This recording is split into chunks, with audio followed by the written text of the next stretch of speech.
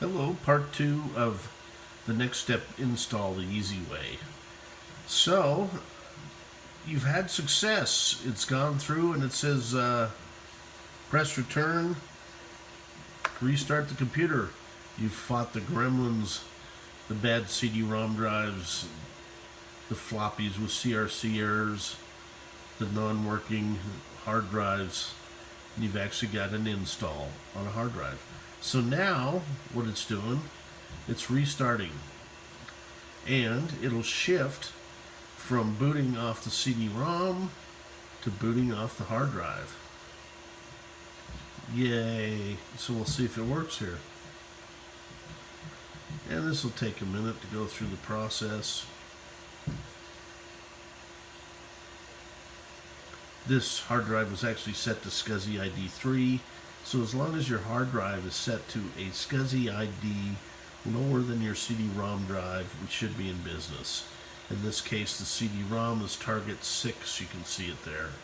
So it's going to go through a series of processes here. And we're getting close. Then it's going to reboot, and then we'll get the initial login screen, and I'll show you a couple things there that we'll need to do. It'll be useful. So if you're seeing all this text fly by, be patient with it. It'll eventually say reboot complete like it did. You'll see the mouse cursor come up. If it doesn't freeze at this point, we're usually in business. And then we'll get the magic panel, which is going to pop up.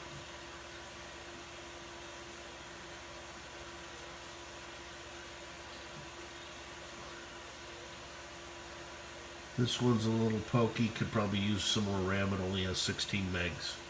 I do sell all this stuff as well. If you're interested in Next hardware, feel free to drop me a note and I can hook you up with a nice setup.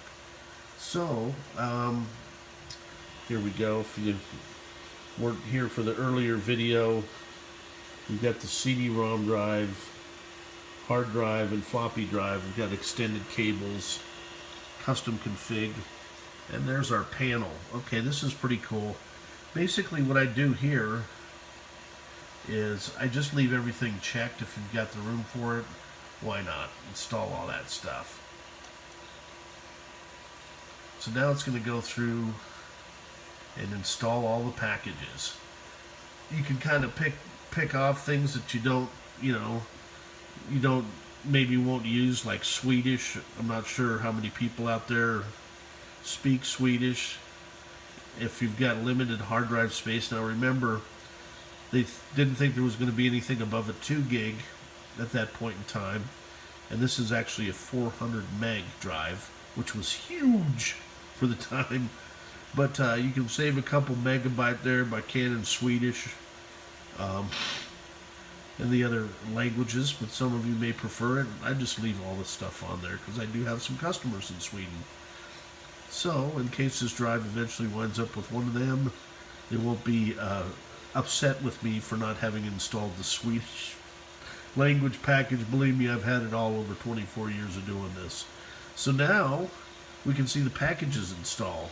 So we're going to let that do its thing for the next, I'm guessing probably 30 minutes. And then I'll make a part 3.